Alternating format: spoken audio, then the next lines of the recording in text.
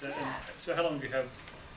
We have an hour and a half. We have as long as, I don't know when people need to leave, but I booked the room until 2:30. Okay, that's going to be tons. But I can probably go through the presentation in about 20, 25 minutes, and we can have questions as we go. I'm pretty open to all that kind of stuff. Just if you're curious about something, stop me and ask. And at the end, we can have a discussion as well. But hopefully this will. That sounds great. So I guess I should introduce Allan Young from Sydney, Australia. I work for the New South Wales government. I'm the manager of coastal and natural resources policy for the government in terms of its planning.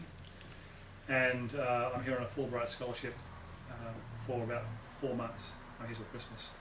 So thanks for having me visit. Now, let's see if this works. Yeah, there we are. So just to give you some context, sorry, it's a little bit fuzzy. The Australia, obviously, lots of water around it. It's the world's biggest island. New South Wales is that darker green area there. And just to give you some context, so that's my state. It's about the same size as Texas and Kentucky combined in terms of land mass. As I say, about 1,700 miles or so of coastline. Capital is Sydney. It's a picture of my house right there. So that's kind of where I hail from there. Queensland up here, Victoria down here, which you mentioned earlier. But that's where I'll speak about in terms of New South Wales. So for the Fulbright, my main theme is to look at how we deal with beach erosion and other coastal hazards like coastal flooding. And I'm trying to look at that, a solution through a mix of things, through land use planning tools, public policy and behavioural economics. And as I mentioned to some of you earlier, I'm connected with the Mayor's office in New York, MIT and Georgetown Climate Centre down in Washington. Also, just to give you some context, and also to try and entice you to visit Australia, I'll show you a couple of very nice pictures of beaches. So I might have mentioned others as well. I'm very interested in promoting the idea of continuing dialogue with you guys and possibly exchanges as well. That's all part of the Fulbright deal. I can volunteer for that. Okay. Bring some sunscreen. It's hot.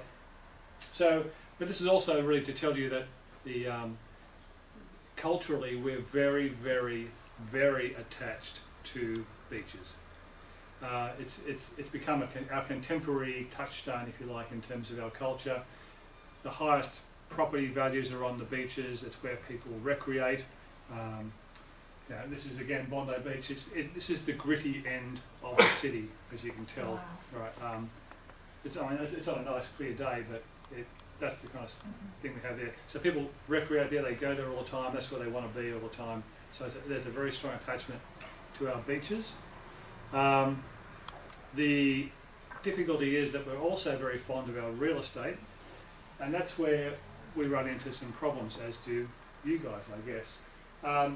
This picture is interesting because it's actually the picture that got me thinking and ultimately led to the Fulbright itself. This gentleman's not saying, how dare you put these rocks on my beach. He is responding to a suggestion from the state government, and he is the local mayor of a coastal town, where the state government said, you could always think about pulling back a little bit from where the erosion's happening, because behind that attractive seawall is a mobile home park. And if you can't relocate a mobile home park, I don't know what you can, but there's also a surf club, which is a two-storey building where people organise themselves for water safety and they rescue people. It's like a lifesavers club. So that's what's behind this, but they nevertheless elected to install some rock armouring. I don't know how well it was done, but this is his response to say, we will defend this area.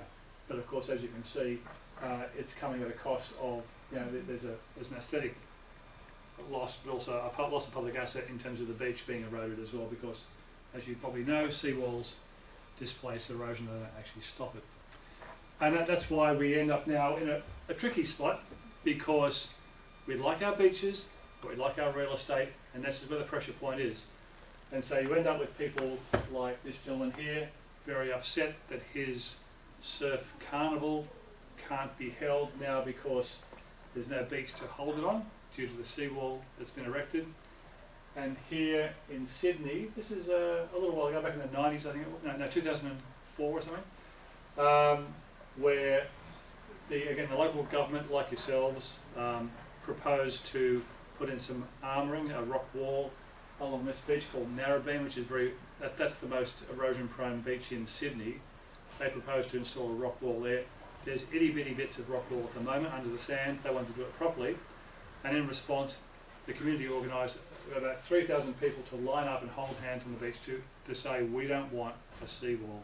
So this is where the pressure point comes, as it probably does for you as well, where there's the public interest and the private interest, the real estate value and the public asset value come together it's a real pinch point. So we can finish the conversation now because I got the answer for you. All you need is unlimited public money, vast amounts of sand and a couple of engineers and we're all good. But if you haven't got all three, and I'm guessing you probably have got some coastal engineers, but if you haven't got all three, then that's where it becomes tricky. And that's where it's tricky for us. So let me just explore what's happening now, and that might lead us then to understand the picture of where we're going and why it's happening. And I'll have a few ideas at the end about how we might then think about responding. So I'm going to focus just on beach erosion. There's like erosion within estuaries and there's flooding and other things. For simplicity, I'm just going to talk about beach erosion. And this time in one component, I'm going to map out a proportional amount. It's not a scientific audit. I haven't done a head count of things, but this is just my best guess at this stage. So I'm looking at things that were done with engineers, with designers, and properly funded and so forth by government. So here's one example at a place called Nora Head, which is just north of Sydney, where you have there's some rock armouring been built by the local government. There's no sand replacement. You do get a little bit. They've lost a little bit of sand there, but not a lot. It kind of moves around a bit. But this main problem up here is not so much coastal erosion. It's exacerbated by erosion at the base. But the big problem is you've just got houses built on unconsolidated sediment, and it's a landslip issue. So even if they armour it, I think we still have a problem there. But that's a good example of government doing something in a reasonably well-designed way.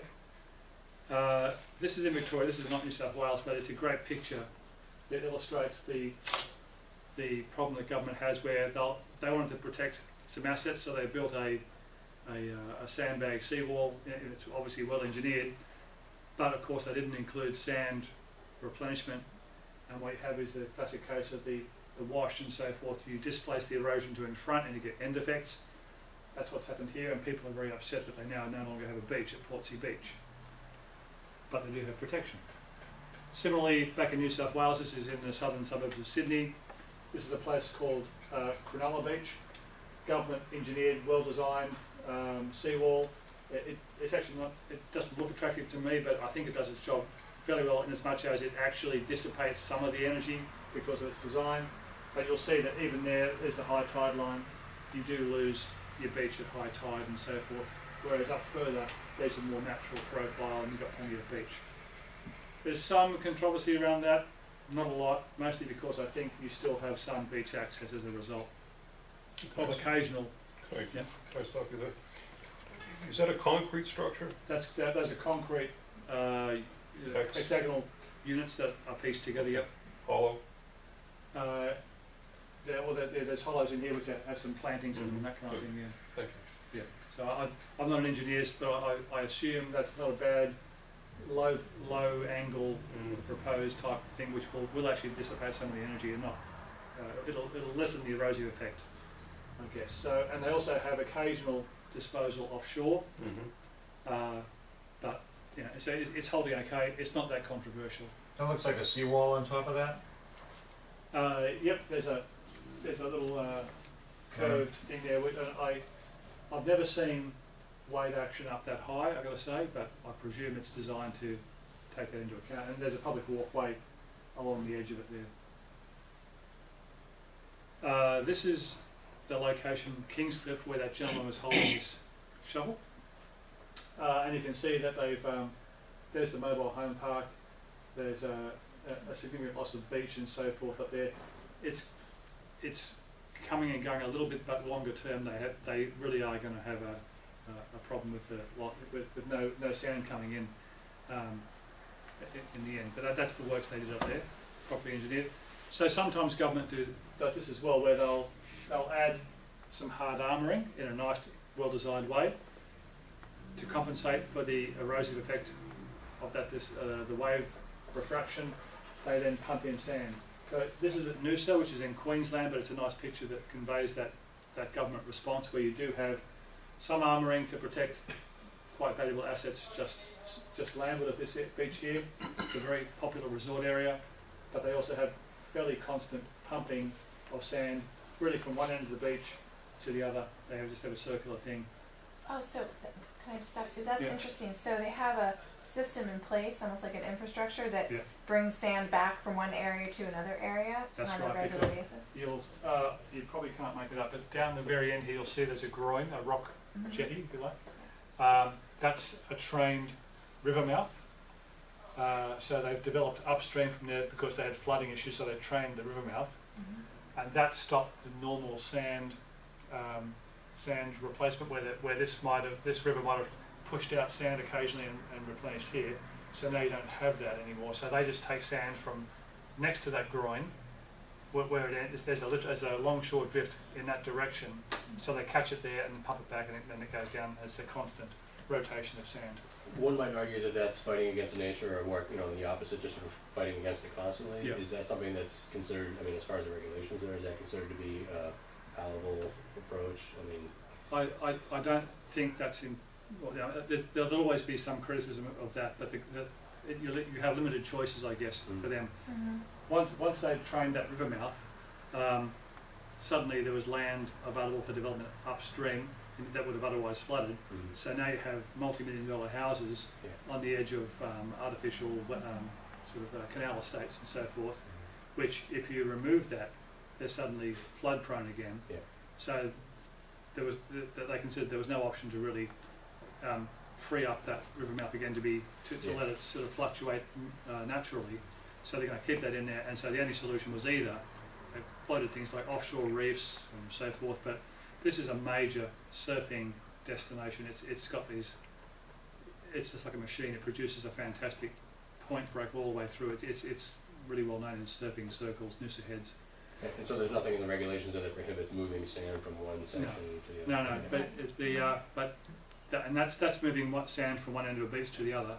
It's different in New South Wales, and I'll touch on this later, in as much as we have a policy prohibition on the extraction of sand offshore. So we haven't touched the offshore reserves just yet, but where there is sand nourishment like this, it's typically the borrow point is particularly along the beach somewhere, or it's from sand sediment which is in a building site somewhere, or a quarry somewhere inland. We haven't actually gone out offshore to mine the sand reserves there just yet. So this one here, this is in Narrabeen in Sydney, where the beach protest was. There's some high-rise development there. What this shows is that there's been over time, sort of individual piecemeal attempts by various property owners to put big rocks in front. I don't think it's all that well engineered or designed. It's been a last-minute panic attack to put things in there. It's very ugly once the sand goes. So what the government here is doing is they will source sand from quarries and other places, and occasionally nourish opportunistically the beach. So you do get some retention of the beach there, but it does erode quite significantly at times. And this is an interesting one too. This is a place called Jimmy's Beach. I won't ask you to read all the detail there, but what it shows is that this is a very ephemeral sand spit. It's a little bit like a barrier island. It's migrating slowly in that back and that way. There's a river behind it. There's a sort of embayment on this side here, and so it's a one-way track for this beach. It's heading that way, and there are houses there as well. So what the government said, we know people don't like seawalls, let's do sand nourishment. This is the local government, the local town administration. And you'd think that would be an absolute winner, which people do like it because it's an acceptable way of doing the protection. That just shows the erosion and so they would have come and filled that in later on. The difficulty is, in that particular location, the council, the local government knew back in when it was first subdivided, that it was erosion prone, and there was a prohibition put on development. There was an embargo on development. That got lifted in the 80s because they decided then, that the local government would step in and address the erosion issue by pumping sand. So the embargo was lifted, people suddenly said, that's fantastic, I can build my mansion here now, so now we have multi-million-dollar houses on that sand spit. And of course the government now can't afford to do that. So we're looking at a legal battle there where the local council will be the local landowners will take action against the council for non-protection. The council didn't caveat their protection work. They didn't say it's for 5 years or 3 years or whatever it might be. They just said we're doing this. And so the landowners presumed that was in perpetuity. Now it's unaffordable, and so they have higher value property now at risk and no protection work. So I think we're heading for hard protection measures here. It would be my guess by landowners if the pattern of behaviour repeats itself. So that in a scale of things, I'm going to fill up that bottom line. That's kind of roughly, I don't know, I'm guessing 30% of the works on our coast are planned works by government. So the planned works by private individuals. I actually couldn't find any where it was properly engineered, approved, authorised and designed and so forth, protection works. Couldn't find any. I'm assuming there would be some, but the only example I could find here was one I've dealt with recently where there's a place called Old Bar. It's on the north coast of New South Wales. It's a small village. There's about 30 houses at risk of erosion. And this is a beach where it's one of those ones where you get erosion and it stabilises, no accretion, then further erosion and further erosion. It's, again, for some reason this beach has no accretion, it's just moving landward and there are houses in the way, much like Jimmy's Beach. And here these people did the right thing. They approached the government for approval to build a very large seawall. It's about a 4 metre high, 5 metre high roughly revetment they wanted to build there because it's a big escarpment. They would have had approval had they said how they would address the offsite impacts, because this revetment wall would again displace the erosion onto the beach and have in particular nasty effects at the end where you scour your neighbours and so they're actually worse off because of your seawall. There's all these externalities. So they elected for some reason not to do that. We drew it to their attention. They said no, well they can build their own seawall if they want. But the trouble is our legislation requires us to assess it and say they need to manage the impact of the development that they're proposing. And so they didn't do that, so it was not approved. That's the only one that came close. So I'm assuming it's a small proportion of works that are approved and engineered that way. Then at the other end of the spectrum, we got buyouts by government at pre-hazard full market value. There were some examples back in the 70s. There was a small village called Sheltering Palms where the entire village was bought out after one devastating storm, but that was the 70s when beach property was cheap. It would have only been, tens of thousands of dollars probably to buy these properties. I can't recall now, but it was very, very cheap and easy to do. So they were bought out and they're gone. More contemporary times, all I can find anywhere is that there were 2 properties bought at Narrabeen Beach, Sydney's most erosive beach. 2 properties at a cost of about $6 million. There are 200 properties in that area which are exposed to the erosion, so we're like 1% of the problem has been solved at a cost of $6 million. And now the local government's obviously said, well, that's it. We're giving up on that plan because it's just not affordable. So they have a couple of little beachside parks now with no rate base, and I don't like the idea of the full market price buyouts. A lot of perverse behaviour will follow because of the incentives that sends to people to keep building in the wrong places. But anyway, so that's a very, very small proportion of what's there. So, this is where it fills in the rest. Other works, which we don't know the quality or the design and so forth, and simply wish list and inaction. Again, a few examples. This is on the other side of that small embayment that where there was Jimmy's Beach. This is the other side at a place called, ironically, Sandy Point, which is now more like Rock and Concrete Point, where people have actually done a whole lot of very, very ordinary handyman-style, amateurish protection works on public land. Their own land finishes where that fence line is there, so all of this is occupying public land with no licence or lease and so forth. So the liability is with the government, and the government in Australia tends to own everything below mean-high water generally, as the rule of thumb. So, so again, we've got some ugly works by private individuals there on public land. Quick question about when you say approvals, I was just curious, and it doesn't matter which side really, but are these approvals given at the local level, or are they done at the state level, if you will? It's a state level one. Okay. Most development applications, like if you want to build a house or a garage or whatever it might be, that's all locally approved and so forth. The current arrangement, which may change, because we're rewriting our entire planning act as we speak, is that seawalls, because of their controversial nature and because they're very difficult to achieve without impacting others, that's been set aside from the normal planning regulations, and it's been given to a special group within the state government called the Coastal Panel, and they're coastal specialists who assess these things. They've only had one to deal with so far, and that's that one at Old Bar, which they refused. And are there is there local pressure to remove that authority or take it back to the local level? Is that one of the dynamics that's at play? In some ways, I think some local landowners would like that, but local councils, local administrators don't, because they know this is a very hot issue and there's no easy answers to it. So they're happy for the state government to determine those things when they come along. But I think we'll probably head that way, where all this is handed back to local government ultimately, perhaps with some policy settings and other things from state government to help guide them. But I think the general trend is to push down to local government in terms of responding to all these issues. The climate issues and everything else will all be just pushed down. So this is Byron Bay, which some of you might have heard of. It's a pretty famous, again, surf and tourist location in New South Wales, where there's, again, just various bits and pieces thrown in front of properties to try and stop the erosion. Occasionally I'll tell people that people throw car bodies and rocks, and they go, they don't throw car bodies.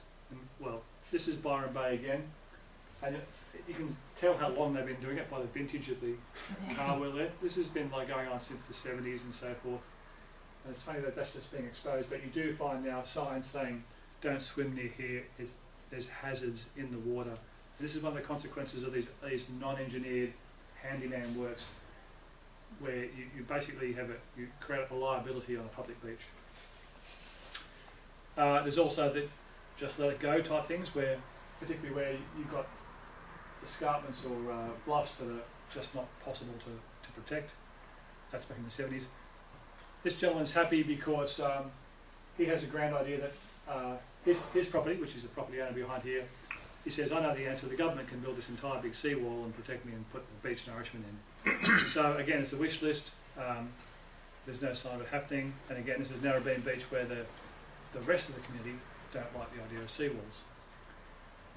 Back at Old Bar, where the DA was refused, they think their answer is an offshore reef. It will cost about $14 million to build. They've saved up about $60,000 from local fundraising. So that close to the final target of $14 million. So they're looking for someone to do it for them, but the cost benefit, even at a very cursory look, is just not going to be worth it for these people. But if the government is willing to spend millions on buying up a couple of homes, why are they not considering the offshore reef? Is it because they're not believing in the science behind it and that it'll be effective? What's the feeling about that? The buyout of the houses in Narrabeen, where I showed you that slide, that was the local government buying out those properties. The state government hasn't tended to want to do that. That's my government, so do that. These houses here, I don't know what their market value would be. It's probably $300,000 per house, if you can find a buyer. But the problem with buyer is ultimately going to be that you incentivise development, and you simply you shift the liability to the public purse. And so, sure, we could buy out people. They don't actually want to get bought out, though. Often they want the protection. So here, yeah, $40 million would solve may solve the problem for Old Bar. So if you spend $14 million to protect, 30 houses worth $300,000 each, there's any number of pockets up and down the coast where the house is worth $4 million, and I would just come to the government and say, I'll have what they've had from my area as well. I'm not convinced that you solve the sand problem just by building offshore reefs. Again, do they think that will just solve the sort of wave energy problem, but not going to really give them any more sand? I think, well, it's unproven. We haven't seen any evidence to suggest that this is actually will give you a beach and the protection and so forth. We don't know how it would play out for Old Bar. It may be a solution, but the cost is the issue. Right. They're doing it up in Saudi Arabia, right? Somewhere over there. According to this sign, they're doing it all around the world. Okay, So I'm sure there are places where offshore reefs can be built and so forth. But you find often these discussions end up at one point, which is, okay, so who pays? And that's where everything comes unstuck usually, because just to give you some perspective on this, the state government, the government I work for, has a budget each year for the 1,800 kilometres, 1,800 miles of coastline of $1.5 million for protection works. And compare that to New York City, where I'm doing some work where they have probably $2 billion a year set aside just for the city. So we're at different universes entirely, So, and what tends to happen is that the state government will allocate that to the various local towns and councils up and down the coast. And so I think they're giving these people like $40,000 towards a study, and then the money's gone for that year. So there's just no appetite for a state government bankrolling these things. You could possibly get federal government to do it, but again, they would face the same challenges of saying, okay, how we start determines how we go on, and it's just a financial black hole basically once you start doing that, especially in areas like Old Bar. And the council itself there, the local government itself, it's going broke slowly. They have a capital works backlog that grows every year. Most of their money goes on roads and so forth. They have a small rate base, so they're going out the door backwards. It's again beyond their dreams to even think about building offshore reefs. Okay, and I mentioned earlier that we don't have any sand extraction offshore at this stage. This gentleman's a very fine fellow. His idea is that we should preserve the sand reserves offshore for public benefit, for beach nourishment. Our government's not sure whether it should be something that the government takes a tariff off and gives to the private sector.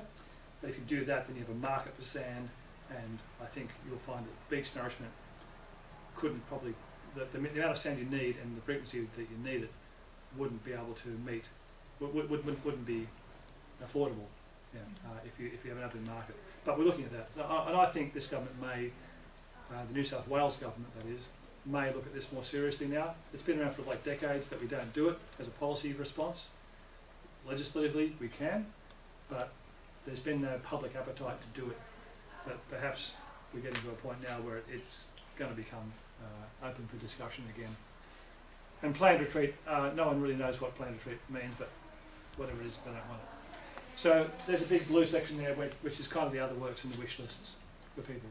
Do you know what proportion of the beaches or the coastline is owned by the private versus the public sector? I mean, how much of that is? The private ownership is minuscule. The only areas that would be privately owned would be where there's been some recession of a beach or a foreshore area, and there are a couple of examples here and there. There's a place called Bateman's Bay on the south coast of New South Wales where there's probably a dozen allotments under 2 metres of water in a bay. It's still in private ownership. It's an interesting legal case for us. We haven't actually tested this in the courts yet, where once it becomes submerged, Does it revert? Is it public land or does it remain in private ownership? We don't know yet. For the moment, we're assuming it's still privately owned, but that's an anomaly, really, and pretty broadly, it's publicly owned from the high water mark out to 3 nautical miles. Then it's like the federally owned into international waters. So it's similar to here, I think, about 3 nautical miles is the state-owned waters, but it's high tide mark. We don't have many private beaches like you do here. Okay, so another thing to look at this is to say, well, largely what we have is protection as a response and not much relocation. And looking forward, I think the protection is probably going to grow, and in particular, this section here is growing as we speak. There's less of an appetite for government to buy out or for government to take on new protection and nourishment type works. So I think that's going to grow as a area. And also bear in mind that the sand replenishment that's done, not using offshore but using other sources of other points of borrow, I can't think of anywhere that sand replacement is done other than up against government, done by the government. No private interest is doing that. And it's possibly too difficult for them to source the sand in the first place, or too expensive, but it doesn't happen. So really, what we look at is that there's no sand replacement in a lot of these things, only part of the government stuff.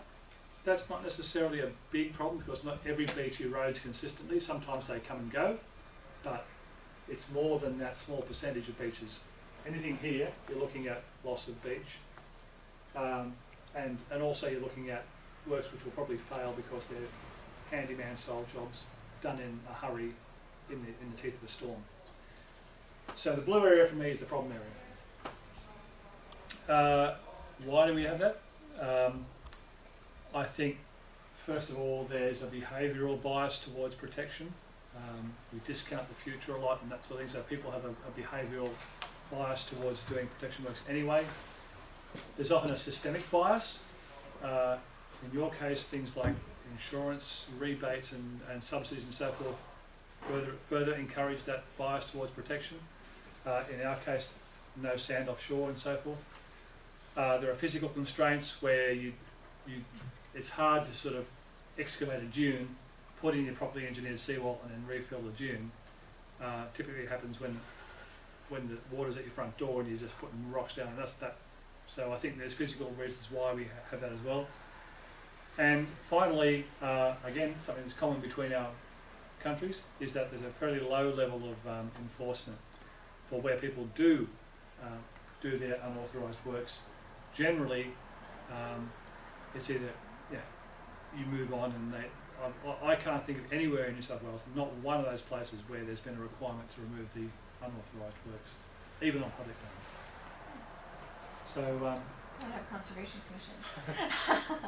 there's They do it just at night. Sorry? I said they do it at night. The removal, because the funny thing is it costs more to remove than put them in.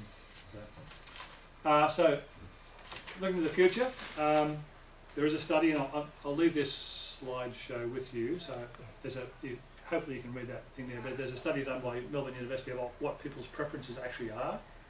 So if you're thinking about beach nourishment, some relocation, and federal funding, you're on a big winner in terms of public acceptance of that as a strategy. But that's not where we're at. Not in Australia anyway. You listed limit further development. Is that something that's actually happening in terms of regulations? Are there actually regulations that are prohibiting future development, or is that not really the case? Right? We're in the early stages. We've mapped areas which are either at risk now of things like beach erosion or flooding, and we've also most of the areas where they're on the coast were also mapped based on IPCC projections, likely flooding areas and likely erosion hazard areas for future hazards under a sea level rise scenario. So you might have a 2050 line and a 2100 line as well. And there's some limit on development within those areas in terms of if you build there, certain things are required.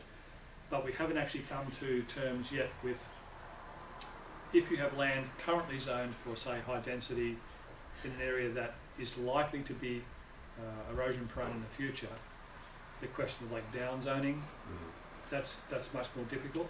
Constraints on buildings and so forth is the easy bit.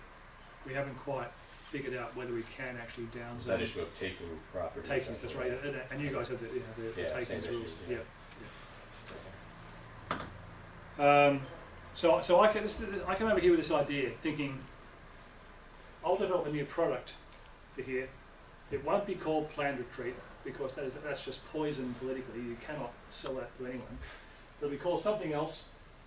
Maybe it's a mix of things like relocatable development rights, low interest loans, land swaps, whatever it might be, but it wouldn't be full market buyout. So there's something in there that I was thinking about getting.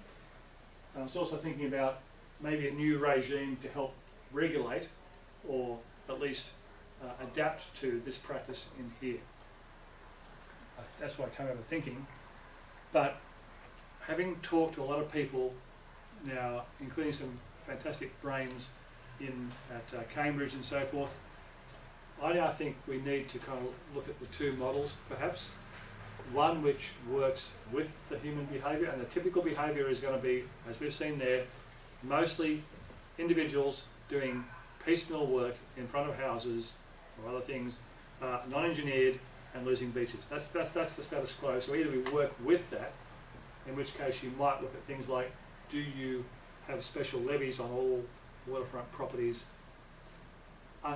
in the understanding that we know what you'll do, so let us build up a bank of funds now so that when you actually give up and move away, we have money to then deal with the legacy of the car bodies and the other things on the beach, right?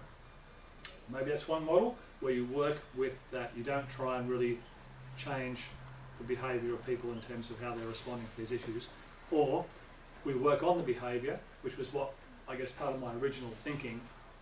That's a bit harder because one thing that will require, I think, in terms of if you want to regulate people's behaviour or drive a certain behaviour, you're going to have to do compliance work on the things that don't fit that behavioural model. If you want people to actually not do the car bodies and rocks, if you want them to actually take your product and go somewhere else, right, you're going to have to do compliance. And that's the other behavioural side, the big government behavioural side, the political behavioural side, where that's very, very tricky. Telling people to now expend more cost, and they'll think they're having houses more exposed to remove those rocks and so forth. That's a big one. I may have an answer to that. I think working with the behaviour, maybe there's things we can do there, and that's probably a bit easier, but you still get the loss of beach, you still get the rubbish there, and you still get a cost to government.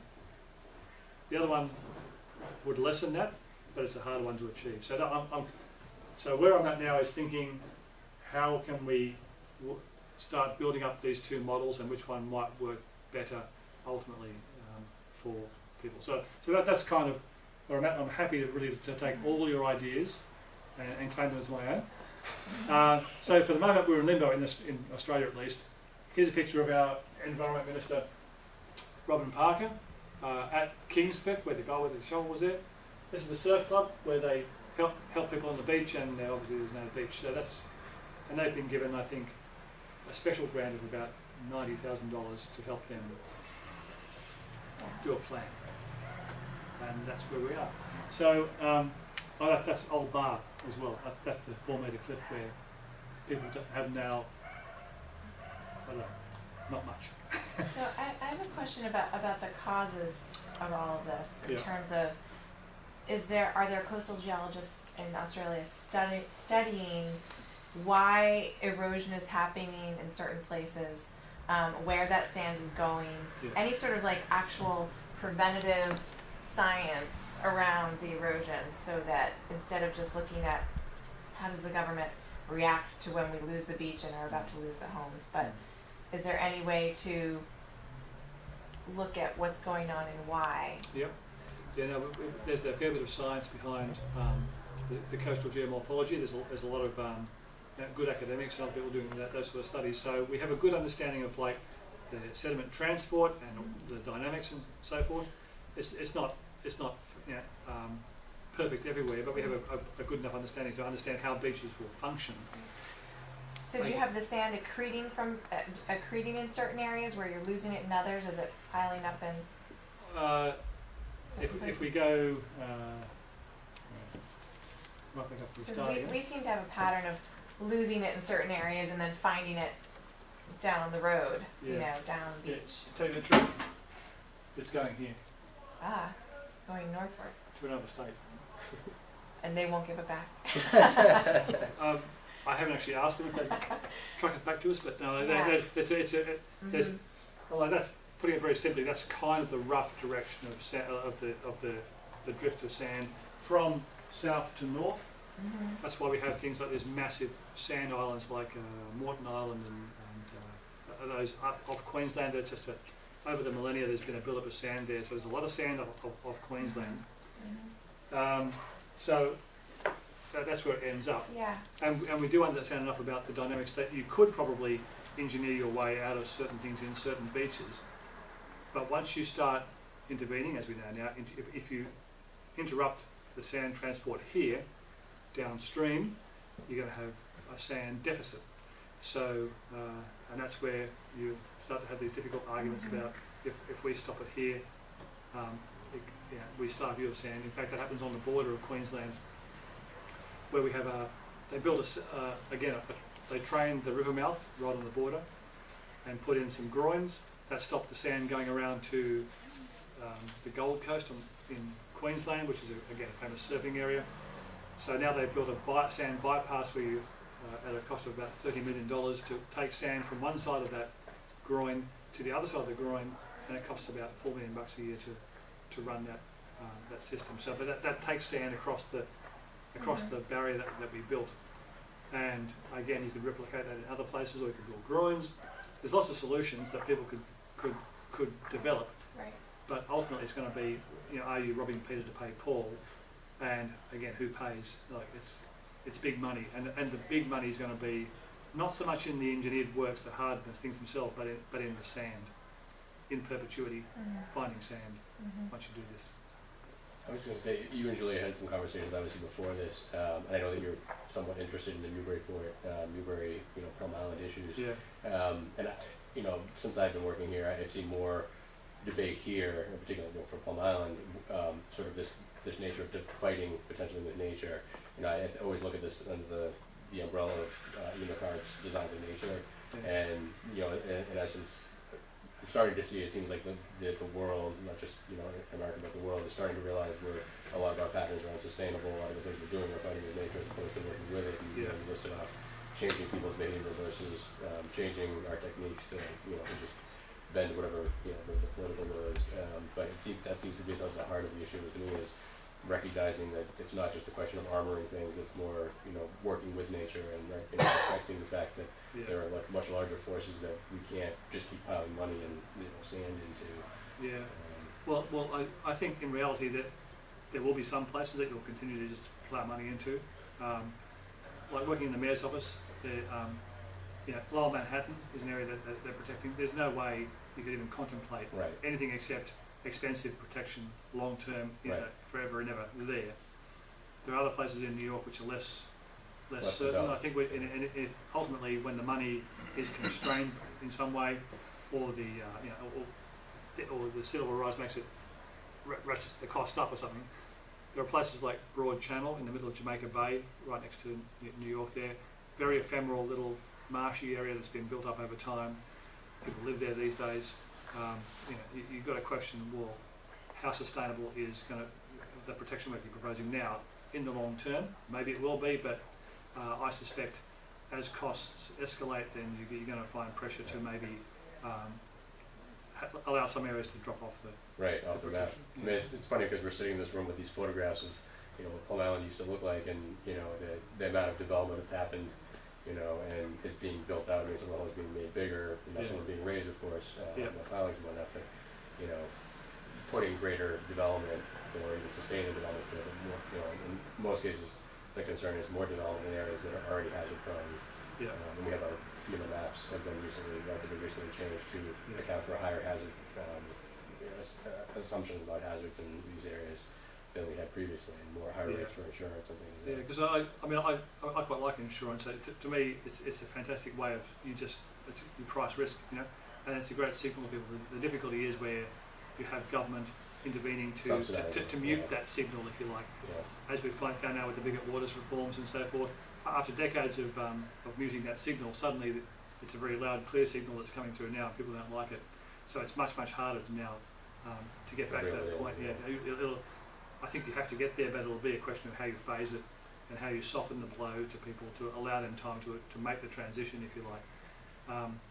So yeah, there's ways that the government can actually help that transition, but I think it's the one that has to happen. And the danger would be if you push too hard now and the whole thing falls over, if we set back 10 years and you revert to subsidies, and you're that much harder again down the track. So but insurance very carefully to get it. Because I think ultimately the market could be our friend in terms of bringing some good debate here. Like if the current market, like for absolute beachfront properties, takes into account all these risks. I mean, there'll still be people who'll say, okay, no, I'm just going to pay for this. I'm living there. That's terrific. But if you start the transition off, I think in some ways you have to be cruel to be kind a little bit to people who are in those hazardous areas, because ultimately you want people to be safe and not live in hazardous areas, it seems to me. But that having them there now makes it really difficult to move out. But so I think the gradual doing of that is going to be important. Like you don't want market shocks anywhere. People can adjust over time. They can see out their time or whatever it might be. But ultimately, I think there's going to have to be some. It takes a long time to build a community. It'll take a long time to change a community as well. So.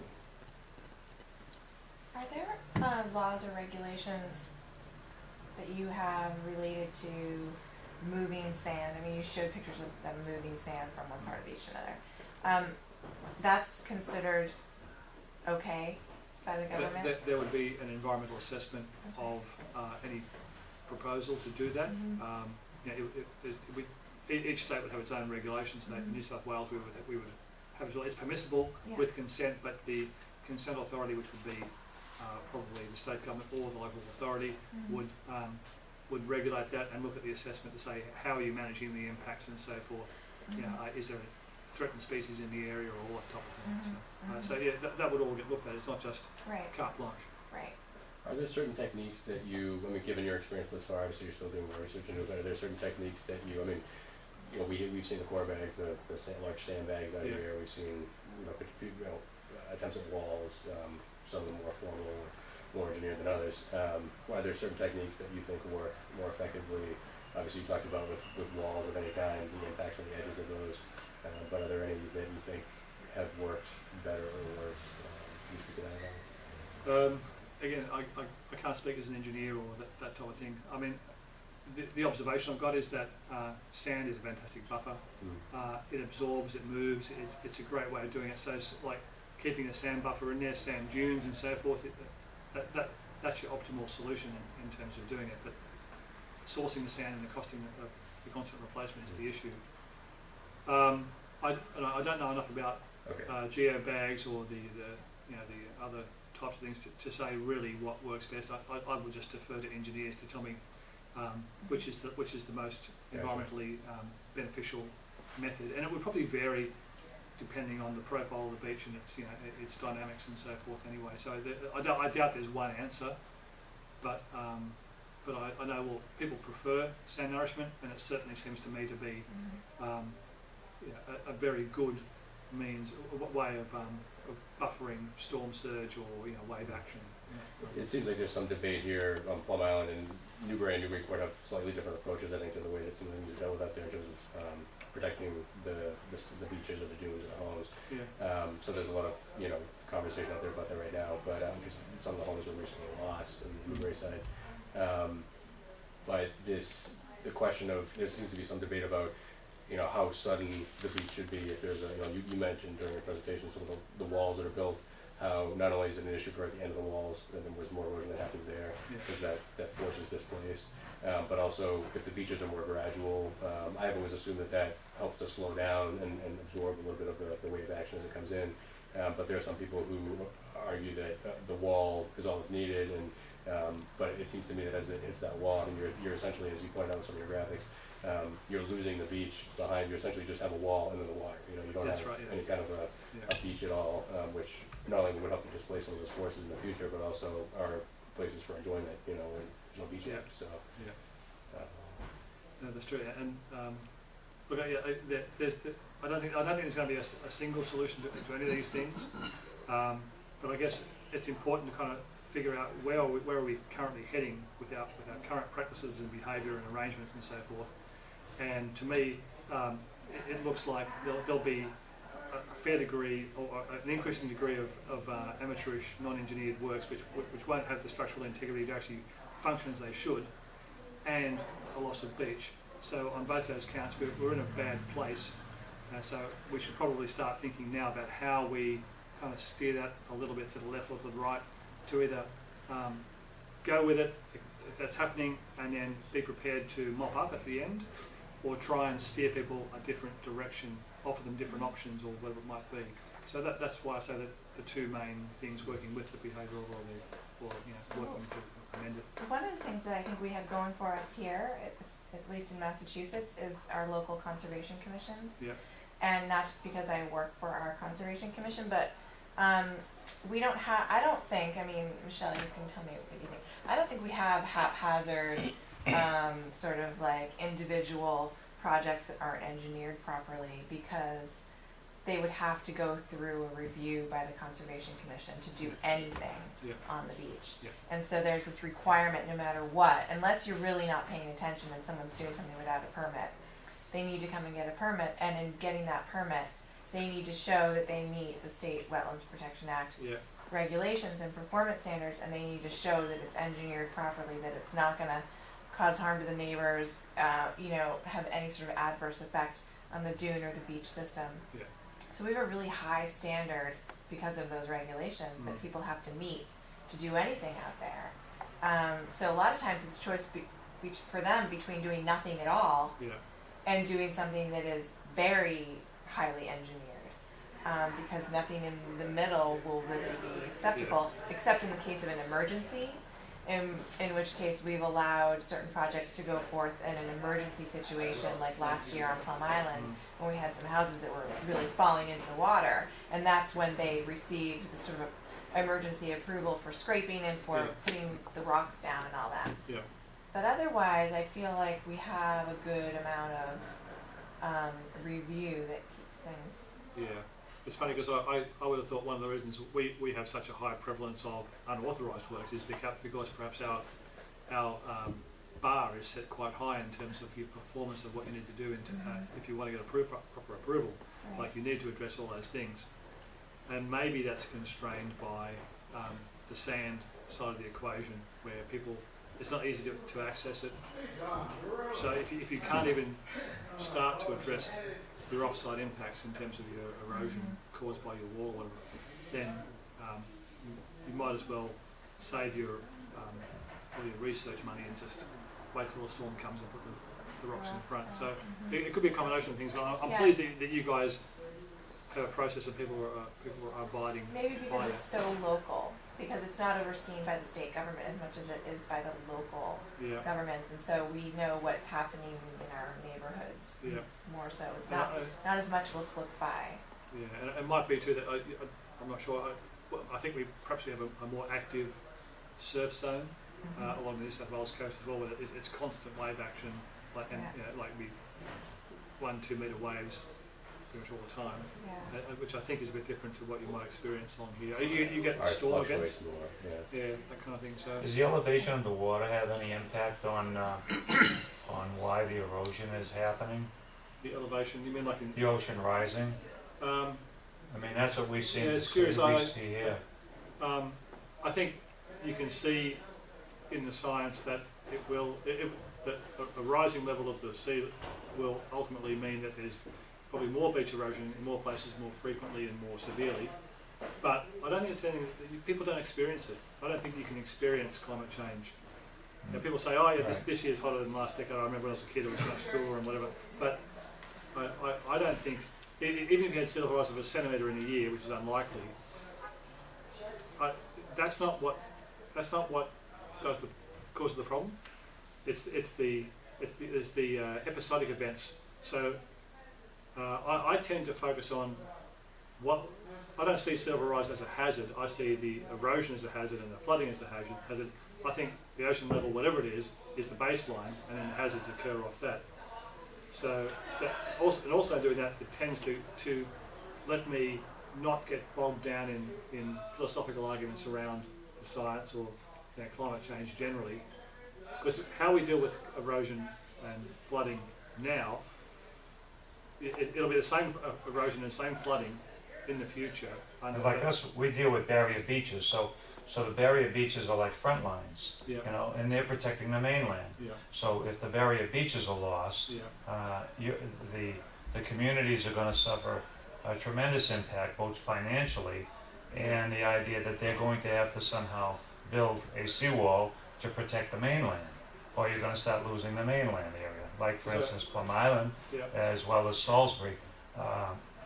There's a tremendous value that is specifically on that barrier beach Yeah. because of the value of the property and the properties that are built on it. Yeah. You lose that value, it impacts the community tremendously. Yeah. So the barrier beach is gone, the waves are going to be hitting downtown. Except I don't know, I'm not familiar with that, but I don't know necessarily that the barrier beach goes. It might actually just migrate. But you lose, it might migrate, but I think that the elevation of them, especially up around here, Yeah. along the coast of Massachusetts, it's not like it's a mountain, and Yeah. and so that storm action will actually, if that barrier beach is not there to dissipate, Yeah. act as a seawall, Yeah. technically speaking, if that's gone and shifted offshore, Yeah. down the Yeah. coast or up the coast, Yeah. then that wave action and erosion Yeah. is going to be chomping at the main. So the only thing I'd want to know would be, so is the best solution to keep the sand out there or to build hard structures? Because perhaps the hard structures might actually have an even worse outcome for you ultimately than compared to just keeping that barrier there with sand and so forth. I don't know what the answer is. Maybe you can put hard structures and maybe that'll catch sand behind it. That'd be fantastic. But I'm not suggesting that. I'm not convinced yet that the barriers will disappear. I think they might change or move. They might just be ambulatory. They might just move around a little bit to adjust. But so I don't think the answer necessarily is. So therefore, we need to have people live there so that we can protect that. I don't. Well, the idea, I think, is that the people living there, Yeah. the taxes that they generated Yeah. should be used or possibly be used for the maintenance of that area. Yeah. Okay, Yeah. because usually what happens is there's more tax revenue based on, because like you said in the very beginning, Yeah. everybody wants to go to the beach. Yeah. So the expenses are there. I mean, you take a piece of land at the beach that'll generate $1 million Yeah. Yeah. for a building lot, Yep. versus in town, you might get a couple of $100,000. Yeah. So you've got a tremendous amount of wealth Yep. that possibly a portion of that, like you explained in your presentation, that Yeah. the government might be taking a portion of that tax money and designating it as specifically for barrier beach protection, I'll call it. Yeah. That's how I see it. Yeah. So I take your point because that's actually an interesting way of attacking that big problem which we always come to is who pays. So if you have people on the various Right. island who live there and pay taxes, and those taxes are used for the protection which benefits people behind, then they might say, hey, I'm spending $600,000 a year on sand that's saving you guys back in the bay there. Why aren't you paying for this as well? So again, And some people did do that after our storm that we had in the fall. As Julie explained, some people invested in putting rocks and sand. Yeah. Us in Salisbury, we were permitted as the homeowners to hire a contractor to bring a similar sand from in town Yeah. to be able to be, so the homeowners bear the expense of trying to protect their property. Yeah. So I think that's a good way to Yeah, keep that barrier there Yeah. as protection for the main. Yeah, indeed. So My I opinion. agree. Alan, one of the things that I've been learning since I moved full-time here to Massachusetts, because it's such a dynamic coastal, Massachusetts facing all different directions, north, south, and there's different fronts for it. And places like up here with the erosion they have, Cronulla Beach and Salisbury, you mentioned the human behavior is a very, very important thing. Dune systems are very dynamic, and sometimes it takes more than a human lifetime to build and change. Sometimes we put piles of sand, right in front, and we hope that will, hold on the next storm, and it's unlikely that will happen because it's just a pile of sand. It's not a dune system any longer. Yeah. So by observation, I noticed, for example, in Salisbury that most every house have an access to the beach, Yeah. and therefore you have a fragmented dune Yeah. system. Yeah. Then it's just exposed to surge and wind tunnel, Yeah. which is a major erosion factor. So you said we have to work really hard in human behavior to help people understand, and Yeah. maybe closing those paths and do an entrance to the beach not as That's right. often will Yeah. actually help to strengthen that system. Right. And there's ways you can persuade people to do that, and that's why I think behavioural economics and understanding how people's behaviour comes in. I've seen instances here where, not necessarily in this part of New England, but other areas where there's been a good effort to restore dunes and replant them, and people have actually pulled out the plants because they want the dune to go down so they can retain their view, or they simply build a walkway up and a deck. I think it would be unauthorised, I don't know, but a deck up on top of the dune, so they can go and put their deck chairs up there. So again, you can try and modify that behaviour a little bit by, pulling various behavioural levers and so forth. That will help, but it's not going to be your ultimate answer. But you're right. There's those sort of practices weaken the protection and so forth in various places.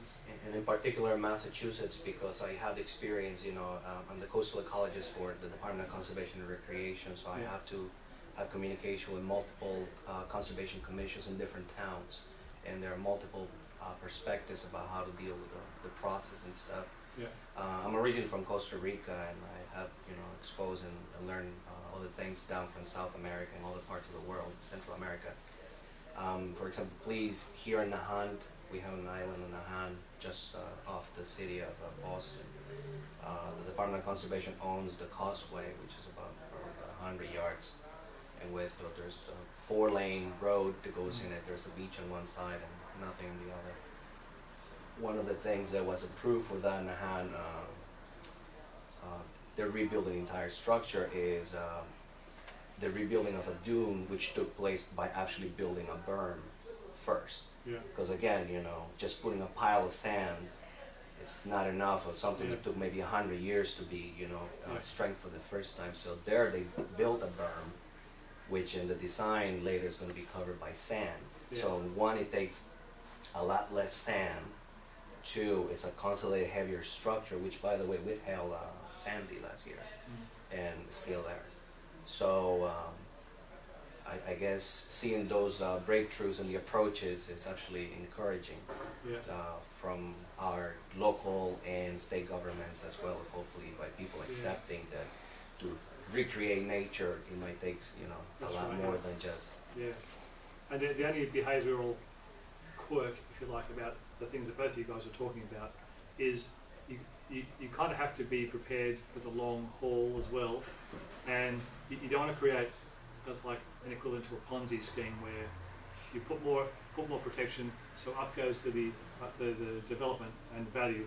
So therefore you need more protection. Up goes the value, and up goes the protection. So you end up at some point where it's going to have to be long term. Like if it's only going to be for a short time, I guess, then that money that you sink, and if you then abandon, you've kind of gone to the worst of both worlds in some ways. Like you've spent your money trying to protect, and then you abandon, and now you've got less time and less money to do whatever you wanted to do. So I think it's picking. Unfortunately, you have to be picking some winners and picking some losers in this whole thing. And the other thing I might mention is that that there's data that you can project out for like 100, 500 years, and you can see sea level. There's no tipping point there. In terms of actual practical planning purposes, I don't think people will. You can really look and plan beyond about 25 years. Unfortunately, I think there's a limit to how far people can conceptually deal with stuff and actually do practical things. So I think it's all, by all means, keep an eye on that long trend, but I don't think you can plan now for what's going to happen in, say, 100 years' time. With any conviction, like you could have a wish list of things, but there's so much that will play out in the meantime. Maybe 25 years is kind of becoming a bit of a standard in terms of what we can deal with. Well, we can never plan for that big storm anyway. Yeah, well, I don't know. The science is pretty good. I think you can probably get a feel for what the possibilities of those things. But I think it's impossible to prevent 100% of everything. I think you're going to have to get to a point where there's an acceptable risk, and maybe a 1 in 700 year storm will happen occasionally, but you can't really plan for it because the cost and everything else will just be beyond what it should be. But my real hunch is that the Ponzi scheme thing will occur, and that ultimately would mean some people are big losers and big winners and so forth. So maybe if you have a hunch now of where you're going to go in that 25 years' time, you could start the conversation off at least. Well, I'm a believer in being proactive rather than reactive. Yeah. Yeah. No, me too. And I don't see that we have yeah. in the communities. It's always like after the fact. How do we deal? Yeah. That's right. Again, it's a human behavioural thing. Government has the benefit of being able to perhaps look a little longer term and so forth, but I don't think you can expect individuals to probably really look more than a decade or so out themselves. The government can look a bit further and anticipate these things.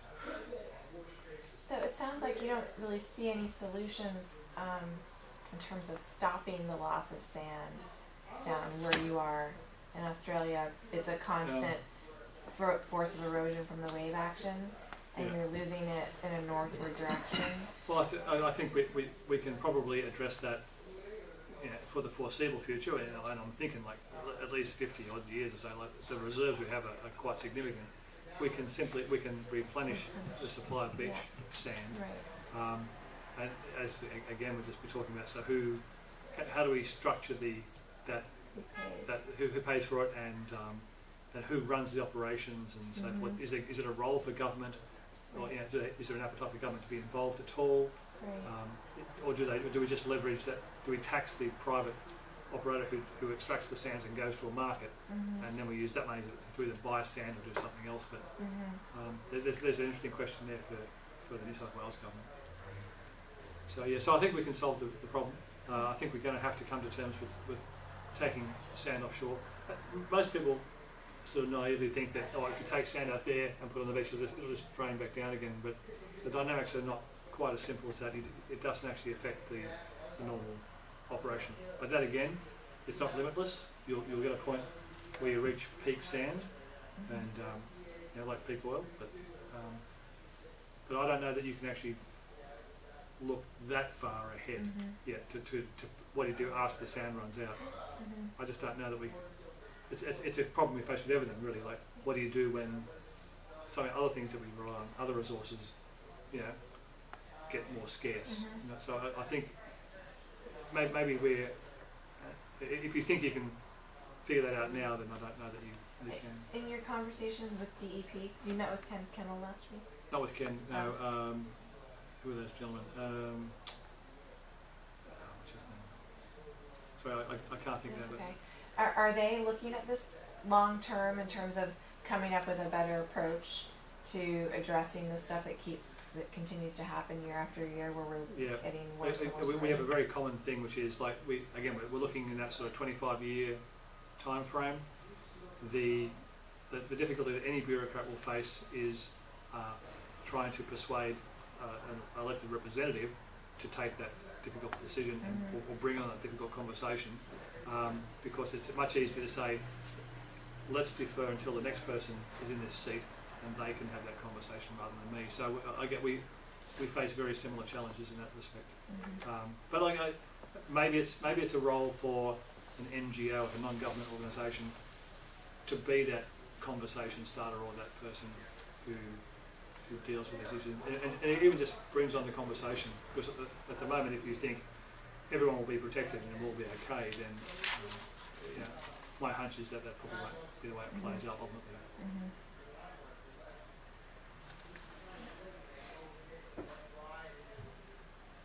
Anyway, so look, I thank you for allowing me to come and have a chat with you. Thank you for been coming. good. Thank you. I'm probably going to take myself out and have a look at Plum Island Yeah, you in should. a little while. Yeah, so. Yeah. But I'll happily leave a copy of that presentation with you. Thank you. Great. It's got my contact details there, both in NYC and the New South Wales government address. Happy to stay in touch with people here. And if you have any questions, or if you want to see how this plays out for me, by all means, you can stay in touch. It'll be lovely. Thank you. Thank you very much. Thank you.